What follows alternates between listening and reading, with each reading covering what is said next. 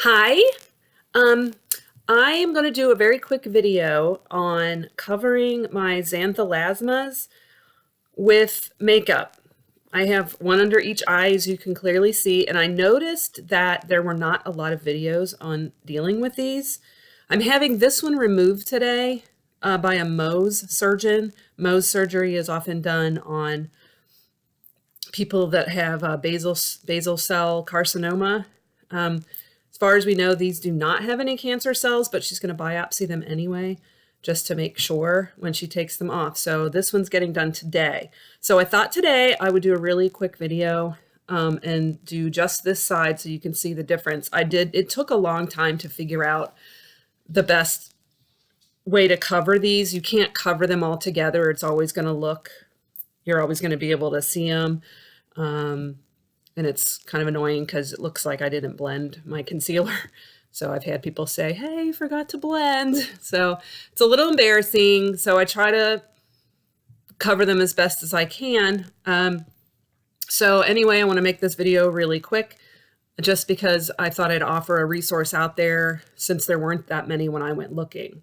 Again, this was a lot of experimentation with different products and things.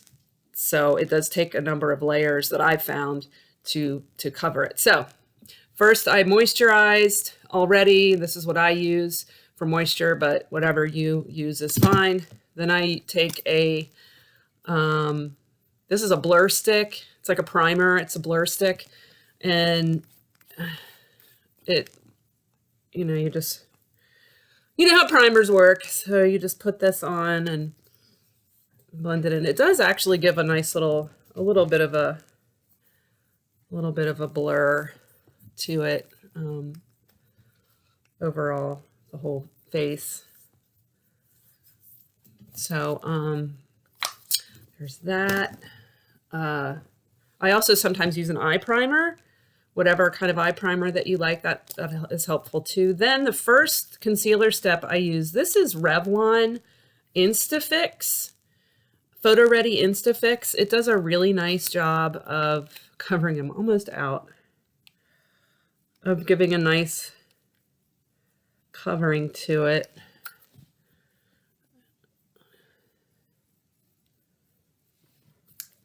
To kind of see the difference there, it kind of hides it.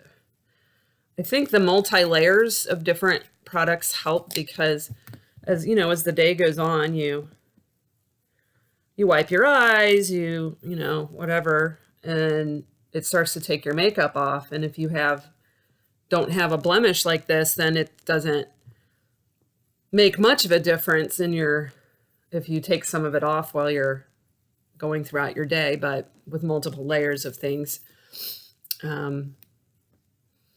it helps to kind of keep it covered. These are the two concealers, actual concealers that I found. This is L'Oreal True Match. Again, I went through a number of different concealers and some of them just didn't do much to cover it. This is L'Oreal True Match, which that's a recommendation. I also found this Morphe at Ulta that I think is probably my favorite. These are my two favorites for covering. So I also, well, let me just do this first. Okay. So, and I usually just kind of put it underneath it because I used to do a whole bunch of all this stuff and it just looked a little overdone. So when you blend it, it's going to blend up in there anyway. So I just kind of you can do the side of your nose, however you do your concealer normally. And then I take, there's two different ways that I found that work really well for blending in over the xanthelasma. A stippling kind of effect is usually the best. Maybe a little bit of circular, but the stippling effect seems to do the best. This is so weird not to do the second side of my face. So, and then if you want, for a long time, I did use a foundation or actually a CC cream, and I don't generally recommend MLMs because I think that they're predatory, but that's another video.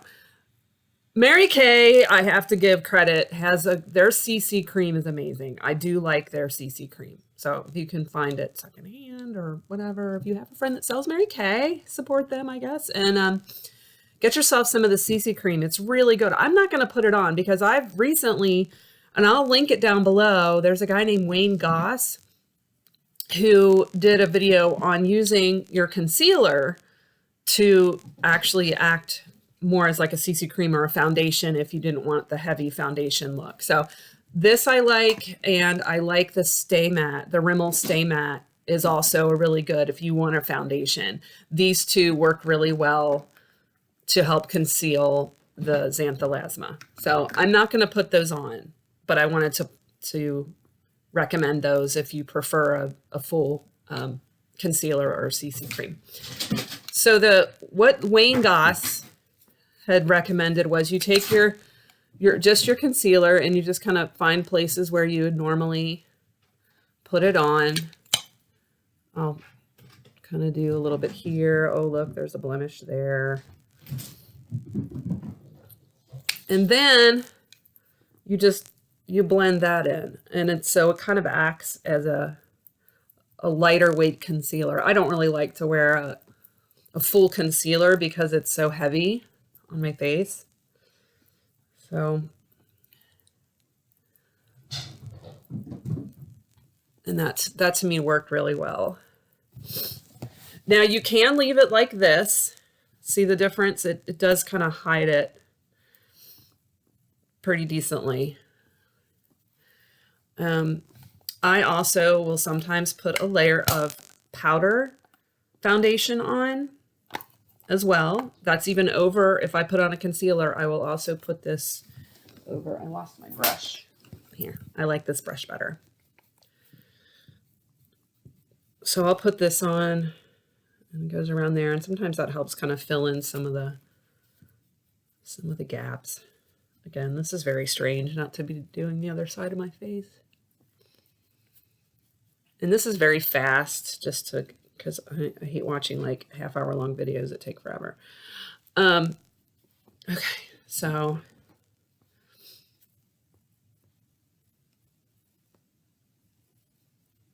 okay, there's that. And since, especially if you do it just the concealer foundation bit, it looks a little flat. So you can take some bronzer and put some bronzer on just to add a little bit of color, a little bit of life back into your flatness.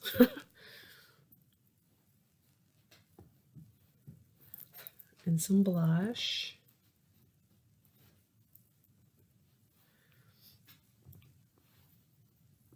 Okay, so that's about it. I'm not going to bother with eyeshadow or everything. I just wear regular eyeshadow and mascara and all that stuff. So there is the kind of before and after. As you can see, you can still see it, but it doesn't stand out as much. It's a little more subtle, and it stays pretty well. You can also spritz it with some either hairspray. Sometimes I'll spritz some hairspray on it, or like the makeup set spray. That also kind of helps keep it on there. So if you're dealing with this, I'm so sorry. It is very much not fun. It's embarrassing to walk around looking like this. So, but it could always be a lot worse. Again, I'm having this one taken off today, so we'll see how that goes. Maybe I'll post a video about that journey as well. So good luck. If you're on the journey to try to figure out the best concealers, these are them that I've found. Obviously, if you want to pay a lot of money, there are some CC creams that are like $40 for something that size, and I can't afford to do that. So these are the affordable brands that I found that work really well. I wish you luck, and you're beautiful, even with blemishes. We're all beautiful because nobody's face is photo perfect. That's all a lie. But still, we have to be honest, and I will be honest that these bother me a lot because I feel silly going in like looking like I didn't blend. So that's me and my vanity. Anyway, hope this helped some. Good luck if you're dealing with this. If you know somebody that is dealing with it, feel free to share the video. I'm not looking for 1,000 followers. I just wanted to put it out there for anybody that needed any ideas. So good luck.